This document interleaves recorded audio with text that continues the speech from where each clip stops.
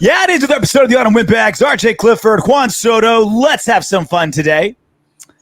Juan Soto, I hope that you've got warm clothes since you've just been traded from the Padres to the Yankees.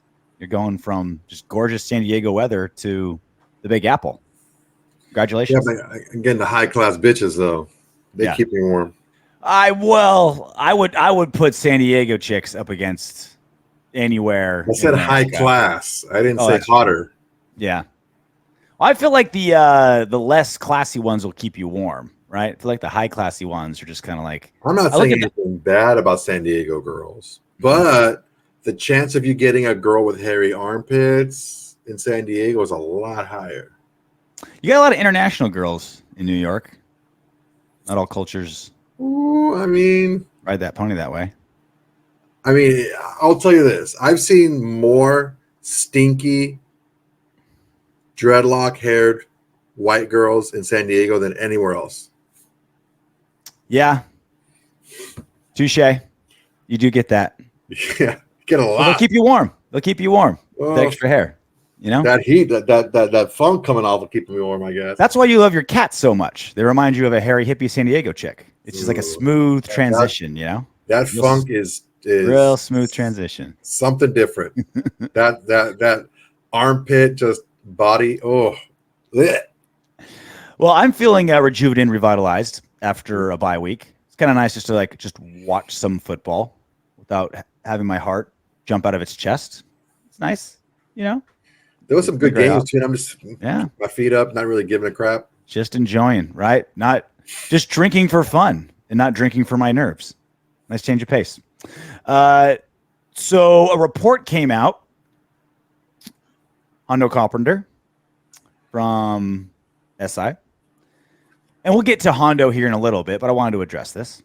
The title of the article, people think Mark Davis would love to bring back Jon Gruden back to the Raiders. And he said on his podcast, I'm going to tell you there are a lot of people who feel that Mark Davis, more than Tom Brady and Jim Gray, the person you trust the most is Jon Gruden and would love to bring him back.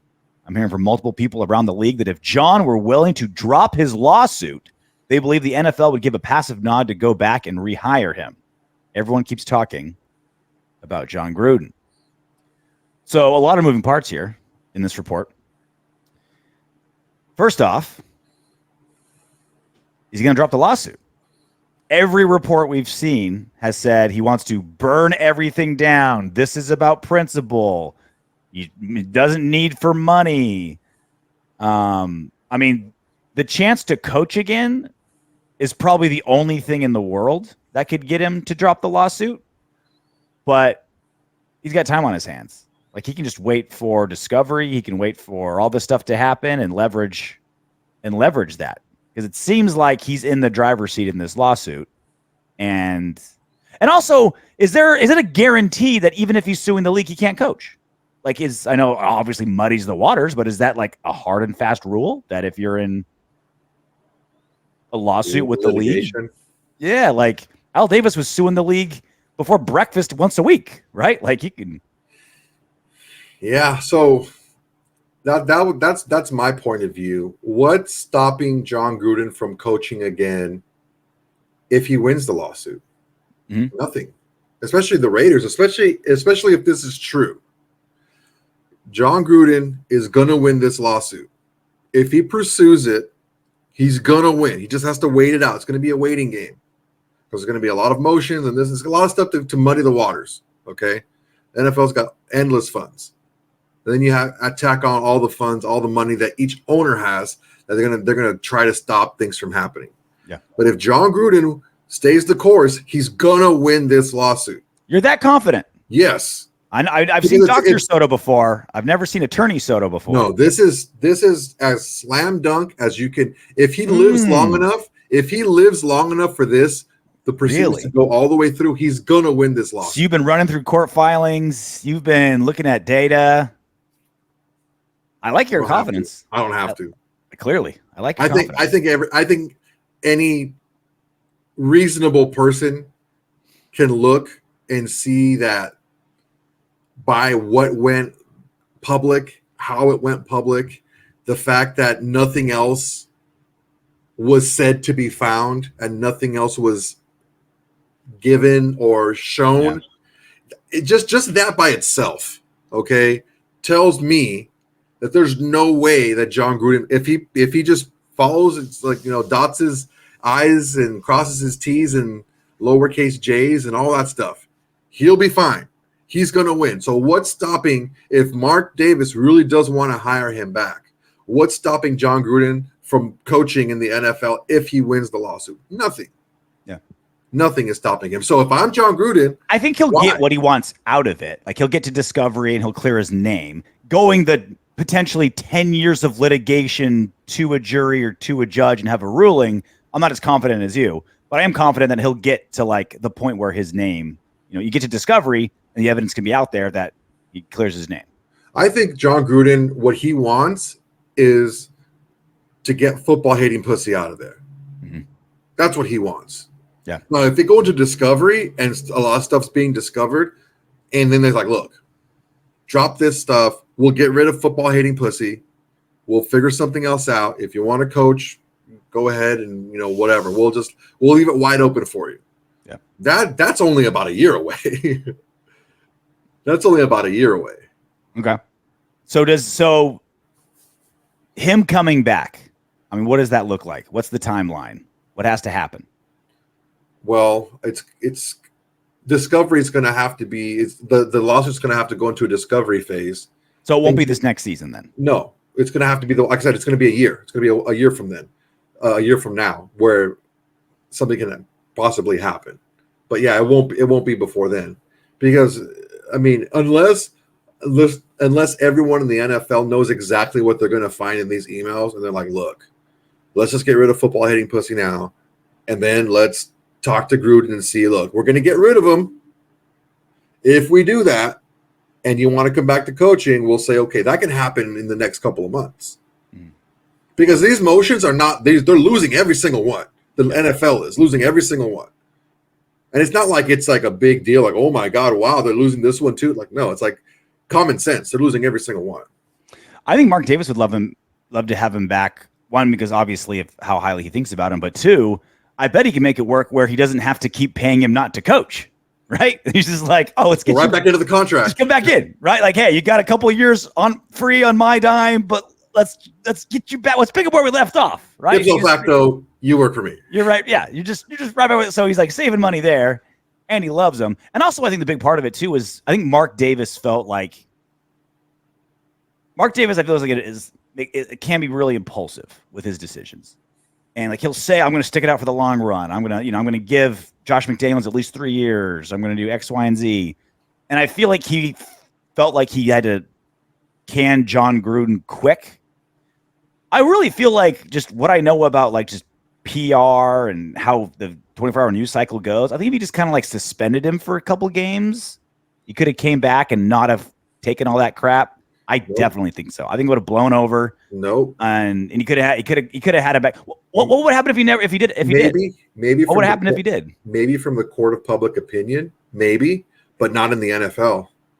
The NFL, Roger Goodell himself was telling him, you got to do something now. You got to do something. If he didn't, if he refused, the owners can vote him out. The owners can vote out another owner if they all. I think what do they need? 27 or something like that.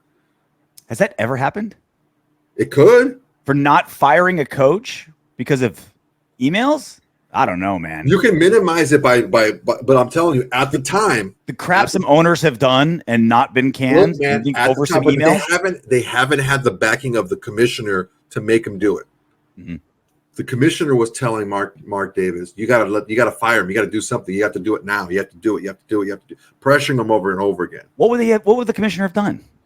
He released more emails.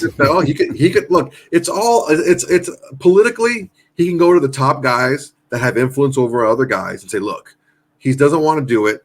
We have to get rid of him. You saw the emails. If this gets pursued any further, it's going to be really bad for a lot of different people. We got to get rid of Mark Davis. He won't play ball. And it would have happened. No way. Got rid of an owner for not firing a coach over emails. Look what happened look what happened with the Clippers in the NBA. They wanted him out for a long time though. Like that was their like, all right, we can finally get him out. Like, they've been conspiring to get rid of him for a decade, and they're like, okay, this is I our don't way know to if go. it was that bad. I don't know if other white racist owners in the NBA really cared about what Donald Sterling was doing. That's exactly my point. It had nothing to do.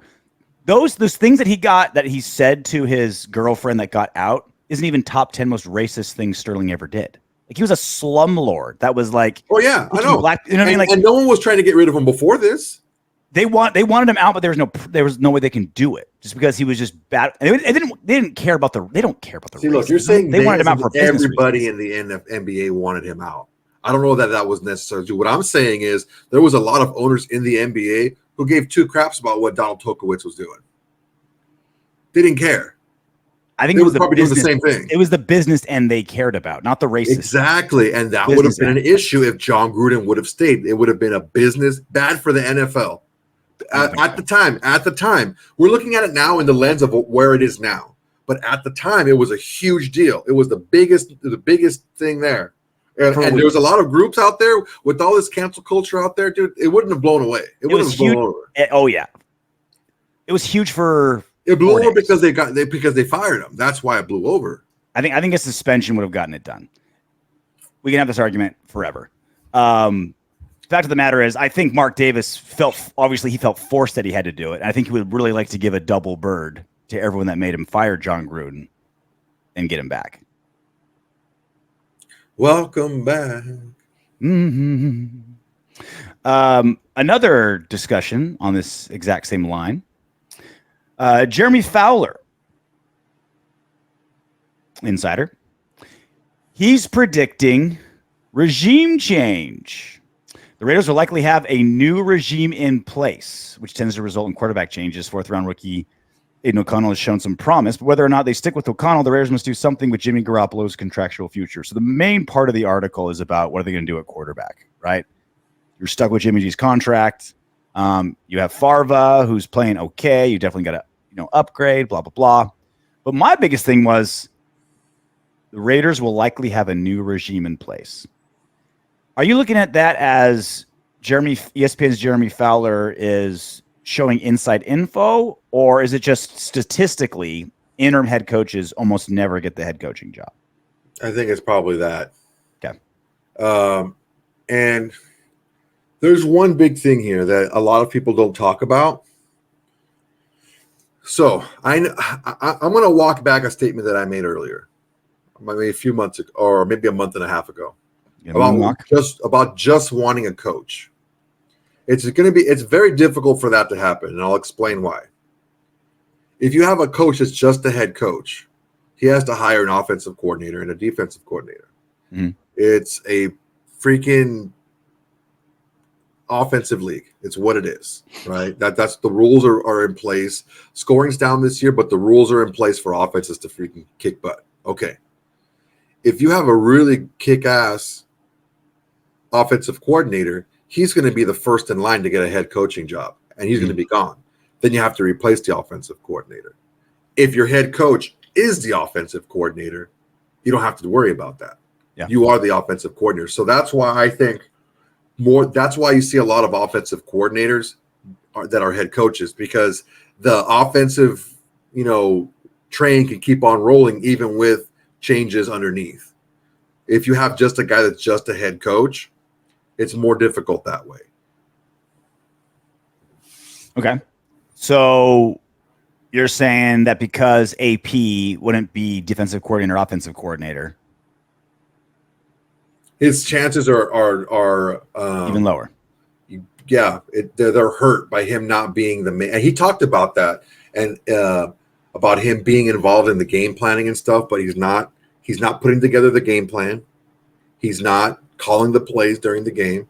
So it's a departure from how it used to be, where the guys, the dictators is like, you do this, you do that. This is what I want you to do. And that's just not the way the game is now. You have to have that guy that's going to build an entire team around a scheme that he's looking for and be able to input exactly what he wants, because it's his butt on the line. Coaches aren't given the same leash that they were given even 5 years ago. So That's how I see it breaking down. That's what's going to hurt him more than what he's doing as a coach right now is the fact that the people that are advising, I think, are going to look into the fact that, yeah, even if we do get a really good offensive coordinator in here, a young guy who's this or that, we're going to lose him in a year or two. And then where we're going to be, we have to hit again on another offensive coordinator, or else we're going to, not be the same. It's just a lot. The least amount of turnover, the better. I think there's a ton to what you're saying. I just don't know if that's like a death knell for him. It's a notch in the not getting hired column. Yeah, I mean, it's already bad because he's an interim. Yeah. But then on top of that, he's not like one side or the other. Yeah. He's not a coordinator. Because you got Patrick Graham there, hopefully keeping him with how well he's got this unit to play this year. And then you just need a good offensive coordinator or one that kind of fits. And we'll get to coaches here in a little bit. We'll get to like Harbaugh and stuff here in a sec. Well, I think it's time to give Antonio Pierce like his midway season report card, because he's been coach for 4 games and a bye, and then he's got 5 more games. So he basically is coach for 10 weeks of the season, and 5 of it has been gone through, right? So his defense, 17.25 points per game in the 4 games that he's been head coach. 1.5 takeaways per game. Far better than the Raiders have had in 20 years.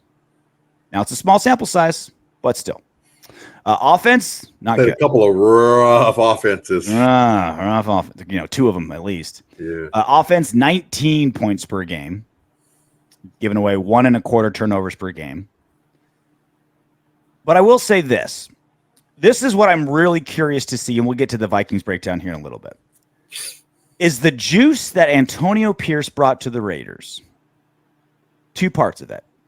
Is it here to stay, or is it not? Because, right, we started off great, crushed the Giants, won our first 2 games, lost the next 2. Started trailing off. Is it just we played better teams, or is the juice that comes with Antonio Pierce, does it wane, right? Is that initial jolt of like, oh, AP's the man, he's got us going. They say like there's 7 phases of love, right? And the first one's infatuation, where it's like they can do no wrong. You're having sex every single day. You're Twitter pated. It's Romeo and Juliet novels, but it can't last. You burn out. Like it needs to be on something solid, right? Is the infatuation period over? And the flip side of that coin is the only reason they were so jacked for Antonio Pierce is because he wasn't Josh McDaniels. You're going from the least liked coach in the entire building to one of the more liked guys. And I don't know the answer to that question. Maybe AP is just the most beloved guy ever, and he earned every bit of the team rallying around him. Or was it simply because ding dong, the witch is dead? We don't have to be under the thumb of the evil emperor anymore. And so you could have walked in there and been the savior because you weren't Josh McDaniels. It's very possible. I don't know if that's necessarily the case.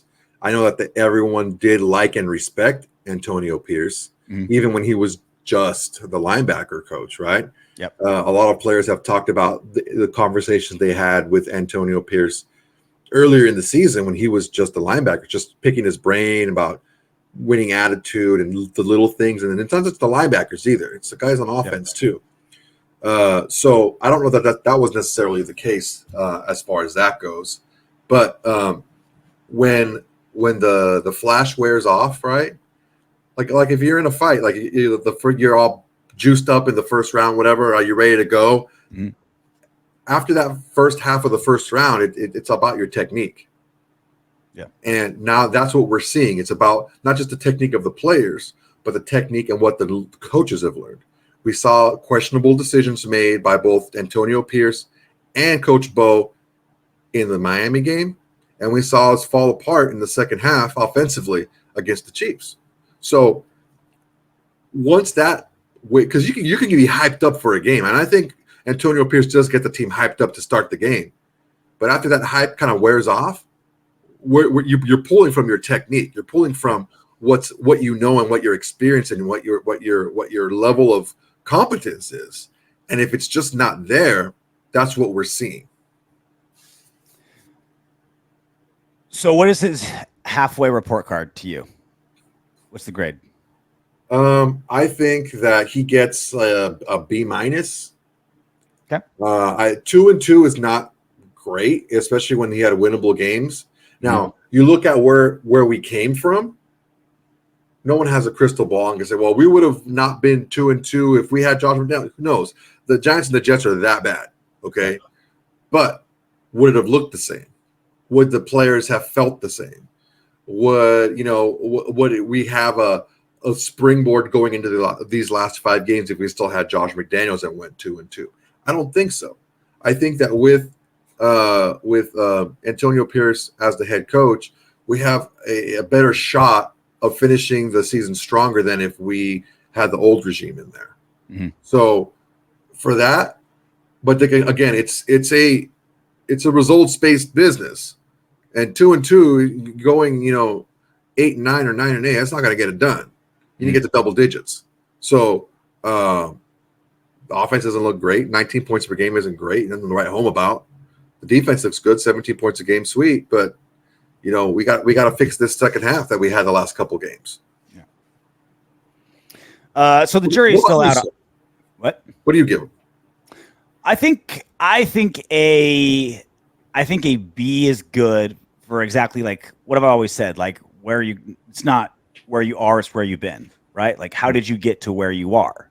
And because that's what I'm looking for is trajectory. Yeah. Okay? Where are you trending? Where are you trending? Which direction are you trending, right? Like if you're buying stocks, it's like, what direction is it going, right? Can I buy low, sell high? Am I making a wise investment? You know what I mean? Am I buying my house at, you're always supposed to buy the worst house in the best neighborhood when interest rates are the lowest, right? Are you making that sound investment? Mm-hmm. And I think because of how bad things were going, that means a lot. That going 2-2 is, better than what it was before. And also the little details, man. Like maybe it was, it's just one game that we got blown out, but no penalties, no turnovers in a game. When you're the Raiders, that means something. There's something happening there. There's a spark there, right? And I was going over the metrics and the stats behind interim head coaches, and it's bad. Like if you're an interim head coach, you rarely get the head coaching job. And if you do, you don't do very well. You don't last very long. You rarely win games. And then when you move on to your next place, you don't do well there either. Like an interim head coaching tag is like the mark of the devil. Like it's just like, it's a tattoo of death. It's really tough, man. Look, so he doesn't have history on his side at all. Well, yeah. These interim coaches, if they do poorly, they don't get hired, like you said. And if they get another shot, they're not going to get another shot. It's like a normal head coach gets a job, right? They're going to have to learn on the fly because interim head coaches don't normally have coaching experience. Sometimes they do have a little bit, but normally it's like a coordinator or like a lower level coordinator or something like High school, that's what happens. So rarely is a team going to give like what the Lions gave Dan Campbell. People think that this is like a turnaround right away. Like, no, he sucked. He won 3 games his first year, and then we had to wait till the last part of last season for him to do well. He was like 2-8 or something like that, or 2-7. But then what? Yes, but you had to get the time. You had to be given the time to do that. And normally, when you're like, okay, well, we saw this guy, interim head coach, didn't do great. He didn't get the job there, so there's a strike against him already. Let's bring him in. Then you have a 3-win season, and then you're 2-8 or 2-7. All right, dude, it's just not for you. Normally, that's what happens. Now, Dan Campbell, whatever he did, they did the right thing, and they left him in there. But part of that is because he chose very good offensive very good coordinators, period. Mm-hmm. And one of those coordinators is probably going to leave to go be a head coach next year, but that's normally what happens is in the Dan Campbell scenario, he wouldn't have made it out of last year. There's the thing going here too is like, will Mark Davis feel like he's making the same mistake twice if the Raiders and AP catch fire late and he's like, oh, I fired a guy that the team loves that took over a team and did well. I'm going to make that same mistake twice. I think there's also like that really human element, right? Like we talk about like, oh, it's just the math and who's this, and you go by the record and it's like, well, there's Mark Davis is human. He's very human in a lot of ways. You know? So there's that part as well. And again, the biggest part I've always said, right? What have I always said about Carr and every other coach and position? It's like, let's move on from this person. Okay. Who's better? Are we replacing with someone better? It's like, I'm in. Replace every single person out there on the Raiders roster, other than Daniel Carlson and Maxx Crosby. Replace anyone you want. AJ Cole. If you got someone better, I'm all in, right? And so I think that's also a big part of it is when the season's over, who's out there? If there's some all-stars out there, Mark Davis better be ringing, better be interviewing Harbaugh and all these guys. Like, you better be doing these interviews. And like, maybe you don't get it, and AP's, maybe he's your third choice, but he's the only one left standing. I think that's the part that I think is not spoken about enough. It's just kind of like, has AP done enough? It's like, he's not competing against himself. He's competing against a handful of other people who want to be head coaches. And Lord knows Mark Davis, he'll open up his wallet for head coaches these days. He's made that abundantly clear. Okay, so think back to what the Rams did. They bring in McVay, young kid, wonder kid, this and that. What do they do with defensive coordinator? They got Wade Phillips. He doesn't want to be a head coach anymore. He's already older. He's a good defensive coordinator, a guy who's been a head coach before, right? He can kind of help out McVay and what he's doing and kind of mentor him a little bit, but he doesn't want to be a head coach. He's not a threat to be a head coach. Yeah. But a good coordinator can put a good scheme together and also help the young head coach. If we can do that, but on the offensive side, find a head coach who's a little bit older, offensive dude, maybe he washed out in a couple spots, but he's a good offensive coordinator. We can find something like that to bring in. If I was Antonio Pierce, I would be racking my brain and hitting the phones and being like, look, man, when I get my interview after this season, I want to know that I can tell them that you're on board as my offensive coordinator. That's probably going to be the best case scenario for him because he doesn't have that kind of guy pushing him where it's like, well, if you get a guy who's younger, who's like a big-time coordinator, let's say a guy that's a quarterback coach somewhere who wants to be a coordinator instead of Coach Bo, a young guy who wants to be a head coach, that guy might be pushing AP out if AP doesn't have that start to a season next year or doesn't have a good season next season in total. If you have a guy who's a little bit older who's already expressed, hey, man, I just want to be an offensive coordinator. I love football. I just want to coach offense. I don't want to be a head coach anymore. I tried it. Been there, done that. It's not for me. If we do that, kind of like what Wade Phillips did, if we do that, it could be possible for him to get that mentoring on the job, being a head coach, but also get a good, high quality, high expectation offensive coordinator. Well, the guy that every aspiring head coach next season is more or less in competition with, basically, is Jim Harbaugh. Everything's going on at Michigan. He's had success at all levels, NFL and college, big schools, small schools, you name it. He's had success everywhere. And there's things to nitpick about him, but he's the number one guy that I think you're calling if you're an owner and you're looking for a head coach next season.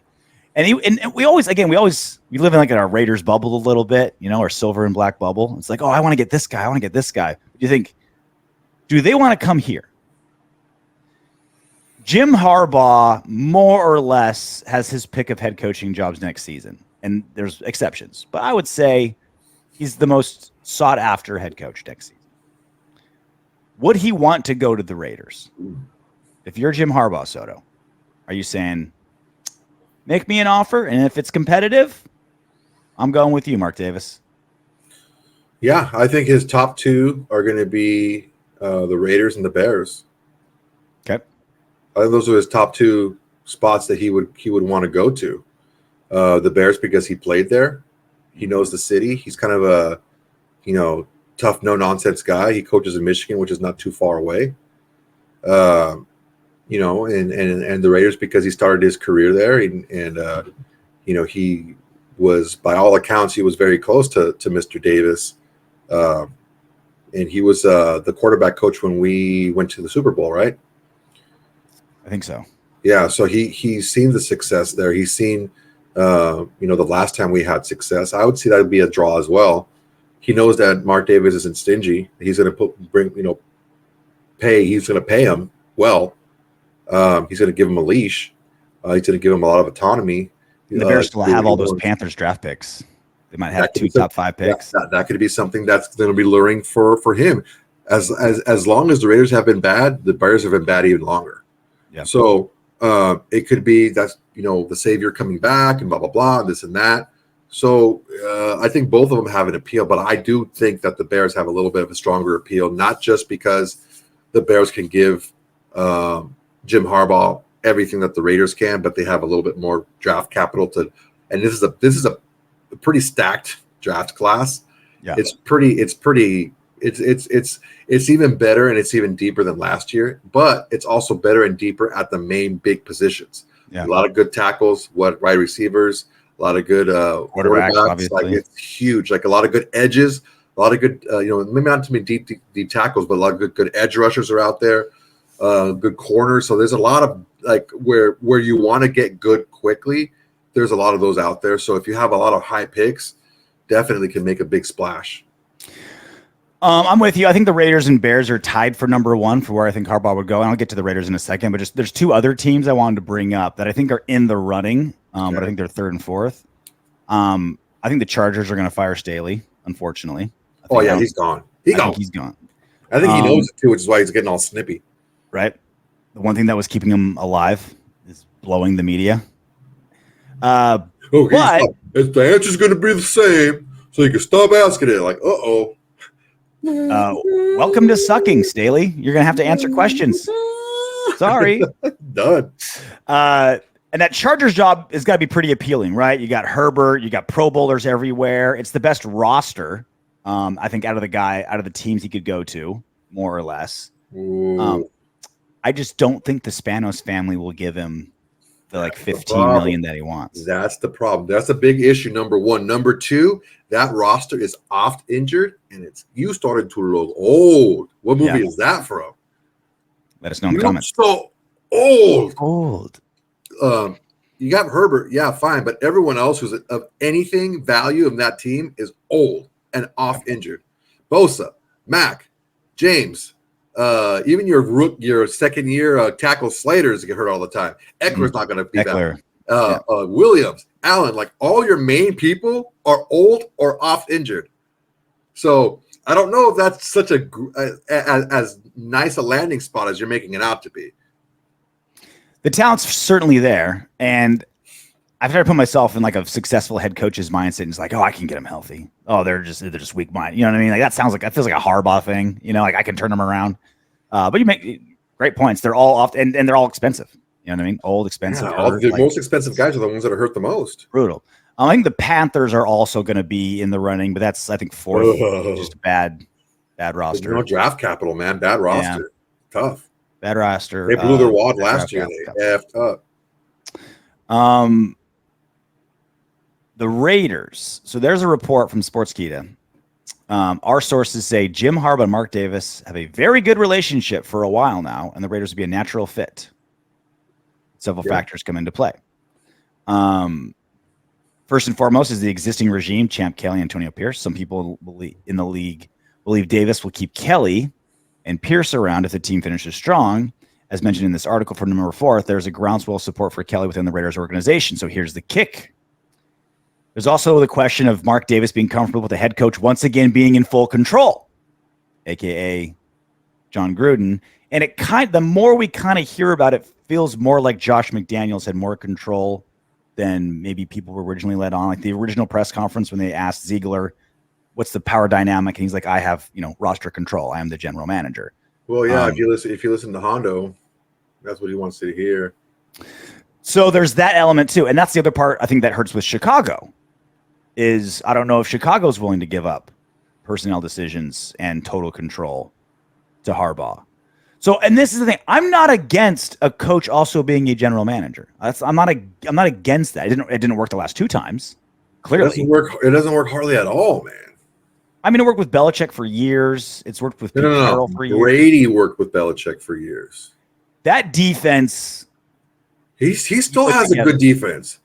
Since 1930, no one's given up 10 points or less 3 straight games and lost. Yeah. Until the last 3 games with the Patriots. He doesn't know how to evaluate talent offensively. He doesn't. He had Brady, and that was it. Belichick is the master of knowing when to move on from a guy, though. think that's a giant value to him. Like he traded guys when at their peak, right before they're about to drop off. Like he was so good at that. He's not perfect. He had his errors. No, but he's getting worse, progressively worse and worse since Brady has been gone. Yes. He's just getting, I think he's just getting old. I mean, he's just getting senile. Well, yeah, but the thing is I mean, you name one time that's worked out well. Are you saying Pete Carroll? Pete Carroll is not the GM there. He has a GM. He makes the decisions though. He has guys he trusts. He has a very strong GM. He has a GM that he trusts, but Pete Carroll has final say. And that's what every good and every good head coach that has that kind of power has people they trust, right?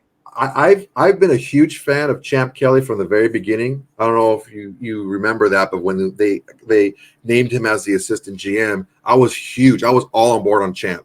Mm. Champ Kelly's not going to be anyone's puppet. Mm. He's not going to go out and he's not going to let, if you believe the reports, he's not going to let what happened to Ziegler by Josh McDaniels. He's not going to let anyone do that to him. If he feels strongly, there's a huge disagreement on something. He's not. It doesn't have to be puppet. It could be like, look, Jim Harbaugh's, and he has final say, but you have a very important role here. You still have a job. I don't think he's going to do that. Final say. So you're saying, okay? So he's saying I'm either GM or nothing. Like who else is going to make him a GM in the NFL? Like he'd be a lateral move somewhere else, right? Yeah, like, but he'll have the chance to be a GM. I wouldn't want that job. I wouldn't want to have all these bad decisions pinned on me. Look at Mayo. He would go right back to being the job he had before. Exactly, but the thing is yes, but the job he has now is just a title. It's not. He's not really doing anything.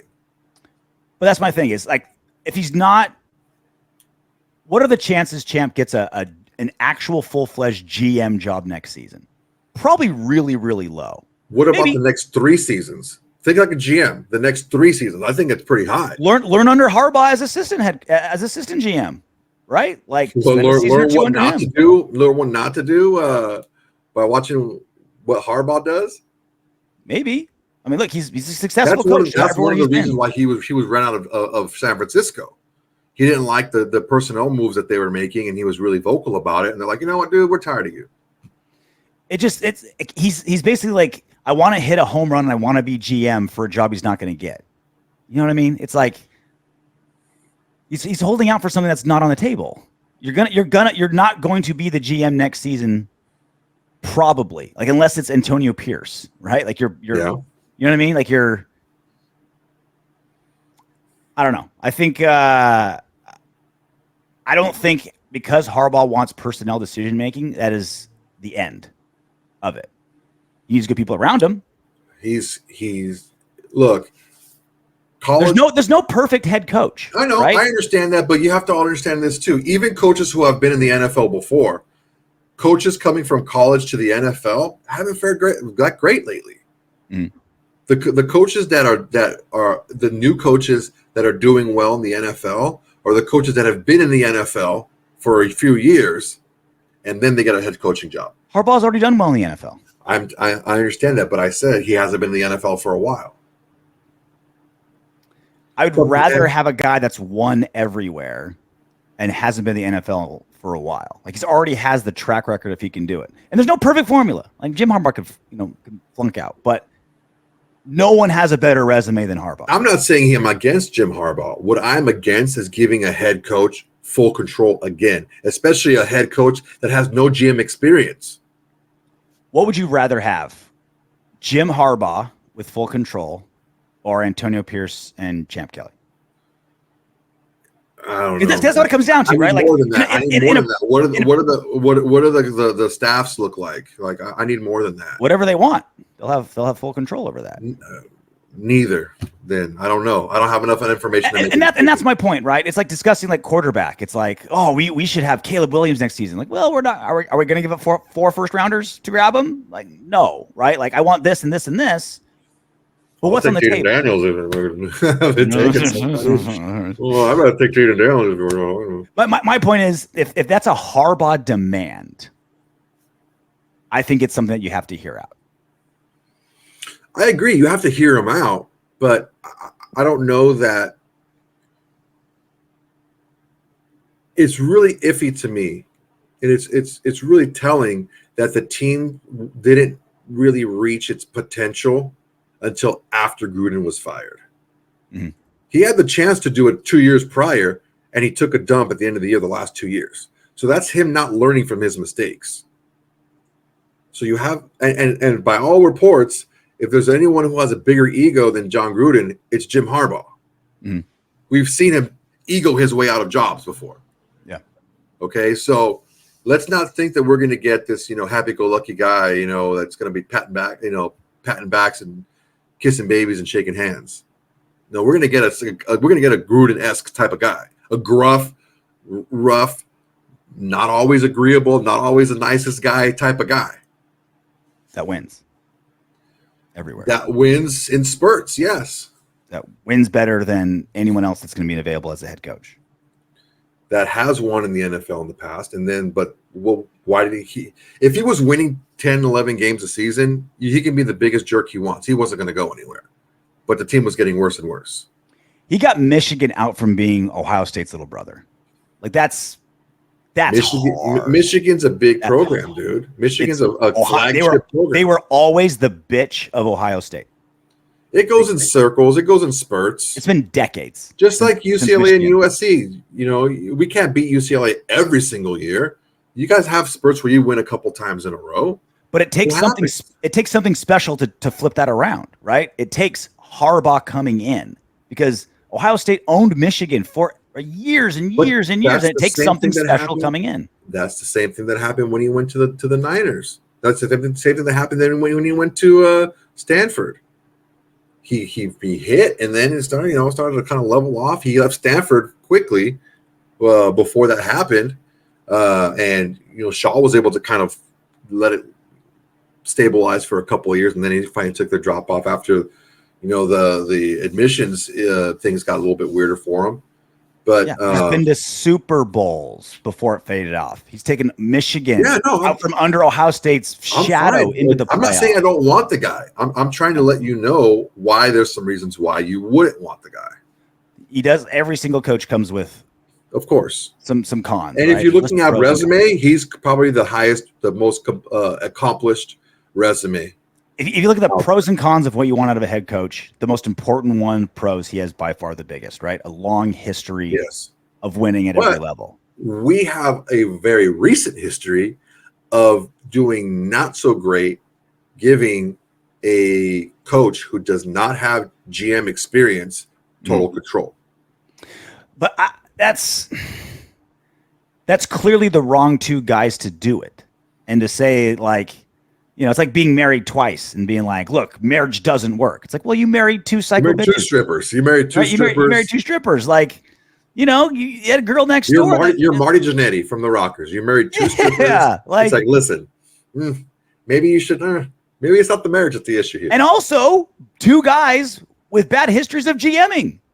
Gruden, when he went to Tampa Bay, that wasn't his roster that won the Super Bowl. And then once he took over, it fell apart. Josh McDaniels with Denver. He started trading away stars and Pro Bowlers and team leaders and picked Tebow and fell apart.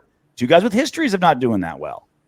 I mean, I know I'm just double jerking Harbaugh here, but it's he's got the best. He's the guy you want. He's the number one draft pick. He's the consensus number one guy, and not perfect, but look, if you do this.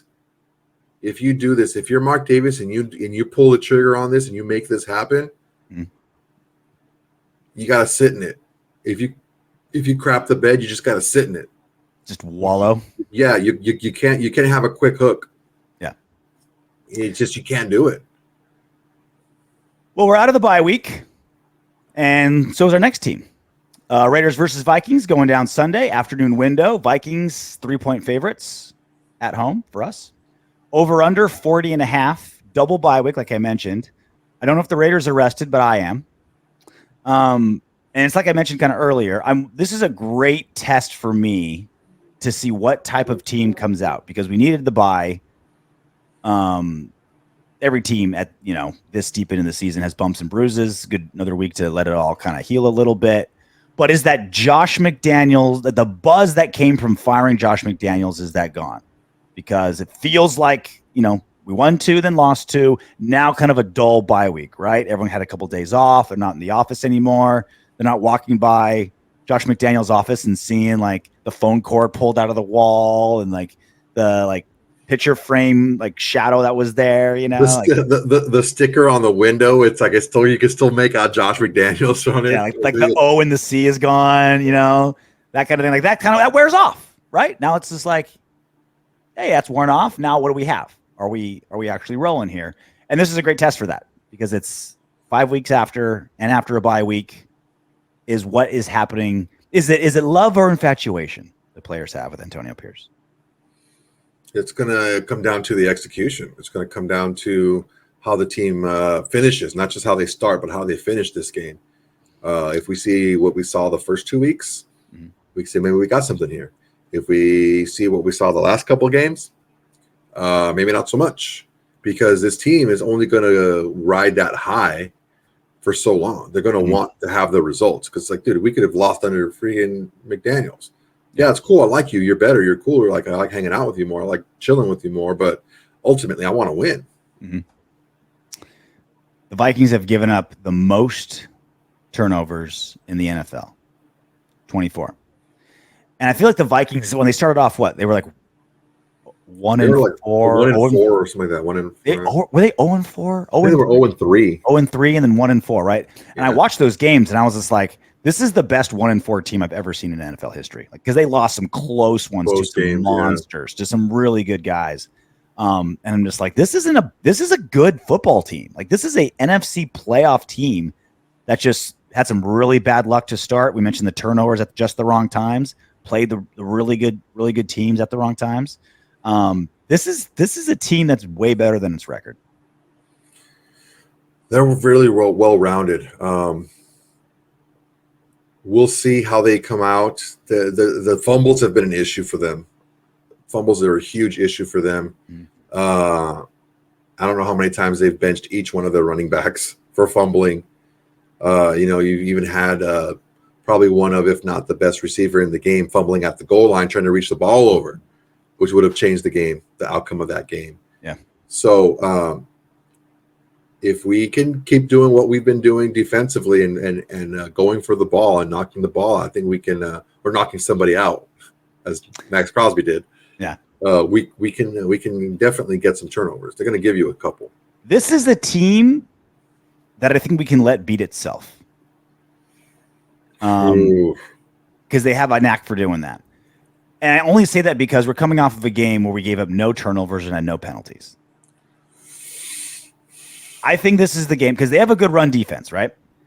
Yeah, the run defense is pretty good. Run defense is really good. And we've been, this offense runs through Josh Jacobs. And we're saying, look, he's got to get the ball 20, 22, 25 times. And there's got to be a commitment here.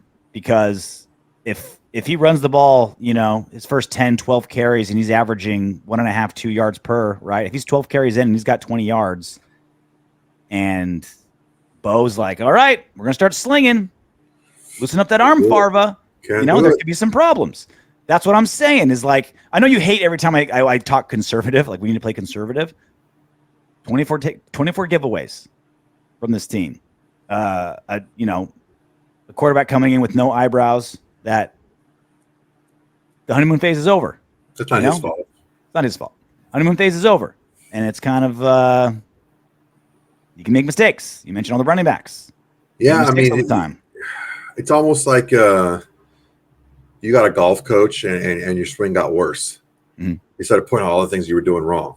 Yeah. So the more that Josh Dobbs started learning the system, the worse he got. Mm-hmm. The last 2 games have been pretty bad.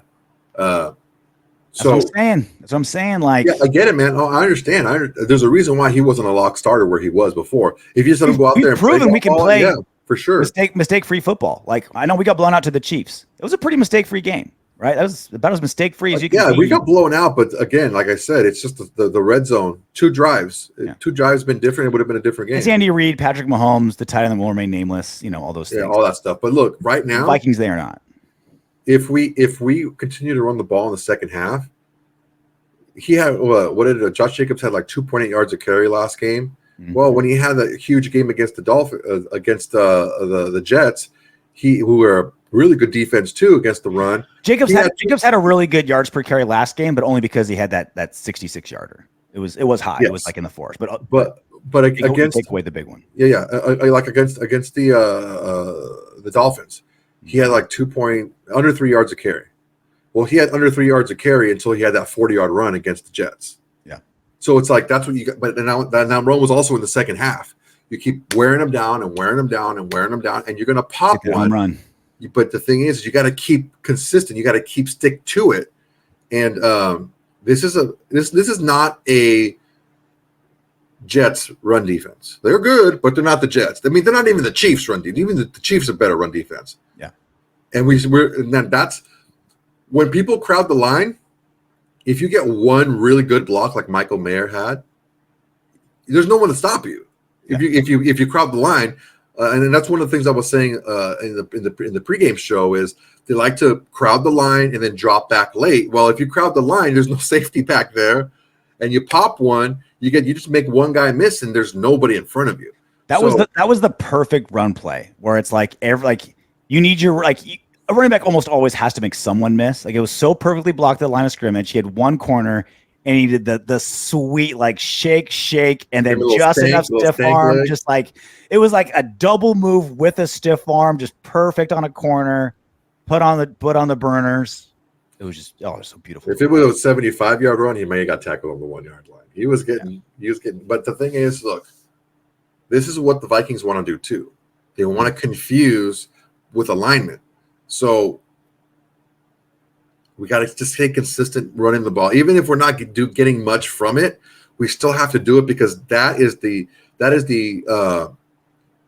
recipe that's going to help our offense be its best, even if we're not running the ball, because the play action and the different actions and movements we can do off of that. So I'm just really concerned that if we don't get good yards per carry early in the game, we're going to go away from it like we did against Dolphins and like we did against the Chiefs in the second half. So I just want to make sure that we kind of like all come into agreement that, and I agree with you, we need to keep running the ball even if we're not super successful because it helps the rest of our game. Yeah, so I'm saying conservative, mistake-free football and let them beat themselves.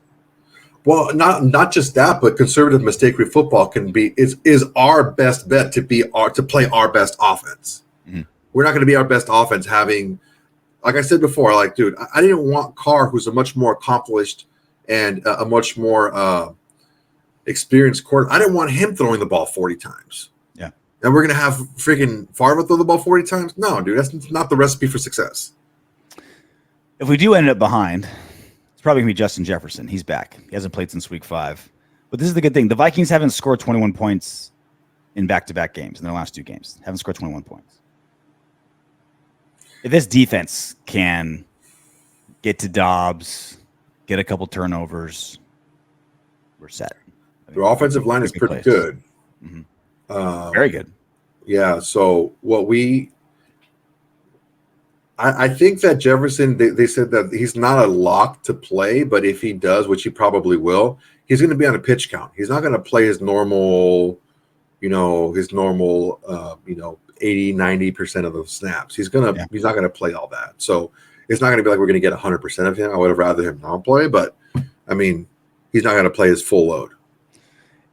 It's wild how we really haven't been crushed by big receivers a whole lot this season. Like when you match up really, really good receivers, the best receivers to our DBs. I think Reek only didn't beat us like that because he got hurt. Yeah. And he was out. He had over 100 yards. Yeah, he had a pretty damn good game. I mean, the best receiver in football had a good game against us. Other than that, there hasn't really been receivers that have eaten us apart, which is crazy because you look at our DBs and they're not anything special, and you always kind of think matchups, but that's not how we play, right? We're not playing our corner, our one versus your one. It's where our defense is scheme based. But where that completely falls apart is against tight ends. TJ Hawkinson's a good tight end. I'm worried about covering him.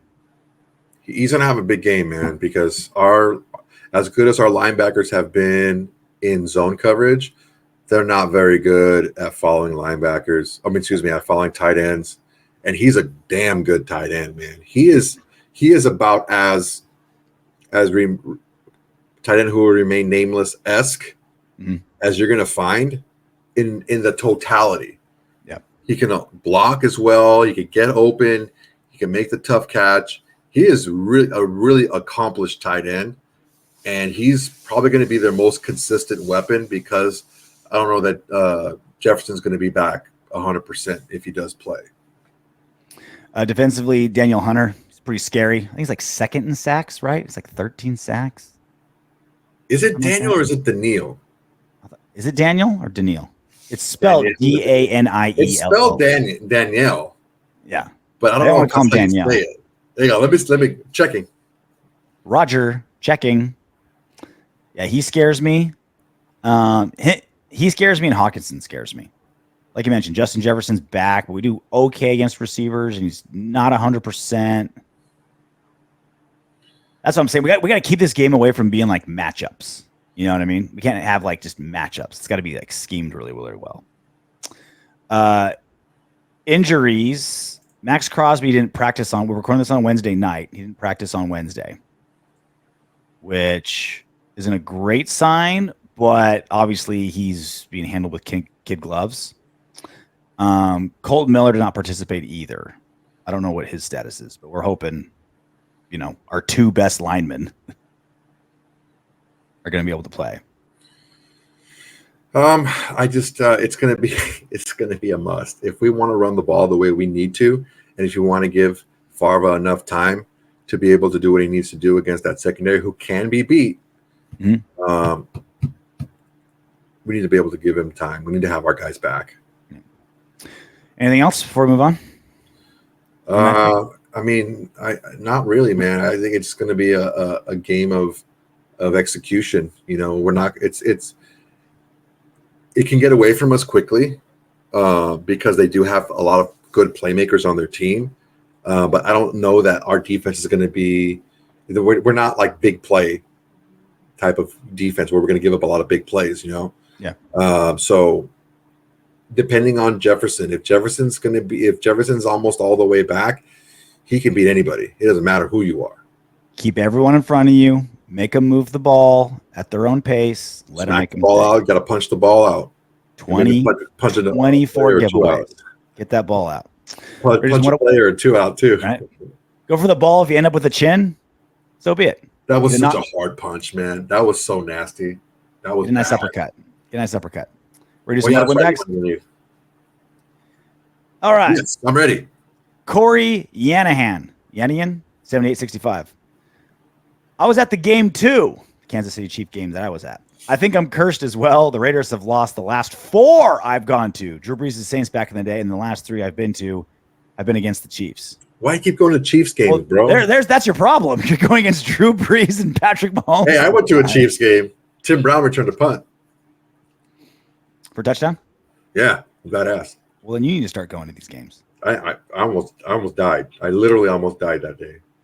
Richard Kidd, 5481. When you stop throwing Devontae Adams the ball, then expect bad results. So I got me thinking. Because that seems like a no-brainer, right? Like you're a rookie quarterback, 4th rounder. Like, look, just get it to one of the best receivers out there. Let him do the work. That's what he's paid for. He's paid to make you look good. Makes sense. Seems like a no-brainer. So I went and did a little mathing. Devontae Adams has 6 games where he's been targeted 5 games where he's been targeted in double digits, and 7 games where he hasn't been targeted in double digits. I'm going to give you the number of targets, and you tell me if that was a win or a loss in that game. Okay. The most targets he's had all season, 20. I think we lost that game because he was just being thrown the ball. It was like a lot of incompletions. That was to Pittsburgh. It was a loss. Yeah. He did have 13 catches, 172 yards. That was by far his best game. 2 touchdowns. Still lost, right? 20 targets, still lost. He has 3 games where he's been targeted 13 times. Do you want to guess the record of those 3 games? 1 and 2. Correct. Chargers, Jets, Dolphins. One game he was targeted 12 times. Win or loss? Loss. That was the Bears. So in 5 games, I need to buy a scratcher. He's been targeted in double digits. We're 1 and 4. When the game plan is do whatever it takes to get Davante Adams the ball, we lose. Which is weird. It's like you'd think, get your best player the ball. But when you're forcing the ball into double coverage and you're not giving the ball to Josh Jacobs, you're throwing the ball more, you just haven't found success, which seems so counterintuitive. It seems incorrect. Let me take a step back here, sir. Let me take a step back. Take a big step back. See the whole Maybe Davante Adams isn't getting the targets because we're not throwing the ball as much overall. We're running the ball more in those games. That might be it as well. I should look up. You see, hey man, it's from the same movie. What movie is that from? You got me. I don't know. It rhymes with my Schmick Greek wedding. And then in the games, so the games he's had the least amount of targets, right? Yeah. 4 targets, Green Bay win. 5 targets. Green Bay. How many rushes did Jacobs have in that? I don't have that in front of me. Let me get it for you right now. Hold on. You do that. But here's the other way, right? The least amount of targets he's had in game 4, Green Bay win. Second least he's had in a game 5, New England win. 3 games with 7 targets, 1 and 2. 8 targets loss, 9 targets win. Okay, let's see. So the less we throw him the ball, the more we win. The more we throw the ball. You said Green Bay, right? Green Bay. Green Bay, 20 carries. Okay, what's the next game? New England. 25 carries. Next game. Detroit. 15 carries. Giants. Crap. 26 carries. 3 and 1. Chiefs. 20 carries. 3 and 2. There it is. There's your recipe. Yeah, you got to give. He's not getting targeted as much because we're not throwing the ball as much overall. It's not that we're not throwing to him; we're just not throwing the ball as much overall. And it's Josh Jacobs, man. I keep saying it, and everyone's like, "Oh, what if the run's not working?" The run wasn't working great against the Jets until that 40-yard run. So I don't understand where you're coming from. The alternative is throw the ball to Davante, and that leads to losses. No, there's the difference between throwing the ball and forcing the ball. Yeah. Turco 7477. Soto won't say it, so I will. That's his favorite blanket because that's where the ladies get the pepino. For catching my drift. This is an inside joke, and I had to bring it up because I don't know what this was. Turco is absolutely right. That's my banging blanket. Okay. Because it's soft. Whether I'm on my back or I'm on my knees. Or on my side. If you're upside down. Or she's upside down. Or if the fist is in your ass. That is my favorite blanket. I'll tell you that right now. Is it that tiger one I see in the background? Yeah, that's my favorite blanket. Okay. It's warm, but like if it's not super warm, or like if I poke my feet out from underneath, I'm like perfectly fine. Yeah. Because I don't really like sleeping with a lot of stuff, Okay. But that blanket's definitely like one of my legit blankets. You need to have you got to bang your chick on a Raider blanket. Just to really like see if she's the one. You know what I mean? See if I'm like,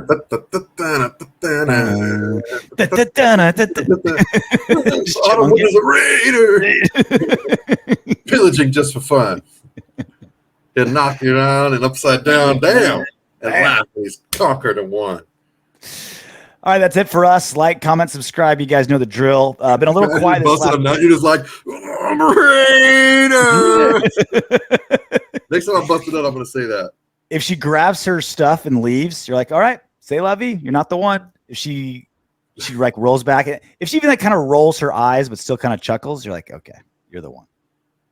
That's the final test. You can go meet mama now. We were a little quiet this week. We both got really busy. Didn't have a chance to do as much stuff as we'd like. That all stops. That changes. We'll get back to our regular ways. We'll do a live show immediately following Raiders Vikings this Sunday in the afternoon, as we always do. and any new breaking anything or newsworthy things or anything that we just feel like talking about. We will stay posted to you on everything. Memberships are up. You can become a member today. Click to join. You get the videos before anyone else. There's another option where you can send in video questions. A lot of other perks coming as well. And you get the video like a good 10 hours before anyone. It's not like you get them like an hour before. You get them like the day before everyone else does. Be the cool kid in town. Be like, hey, have you seen the Autumn Windbags yet? Because I have. Sucker. Almost. Didn't do it. No. What? Well, what's the score? Where are we at? Tied. Still tied. Oh, neither one of us did today. Oh, all right. Well We're done. getting better at this. Look, see, we're heading up to We're moving on up. we're moving up to what is it called? Network status. Slowly but surely. Slowly but surely. Don't call me Shirley. Until then, knock on wood if you're with me. Hey, you made it to the end of our video. Great job. I know you want more. Go ahead and click the next video. And if you're feeling crazy, go ahead and subscribe.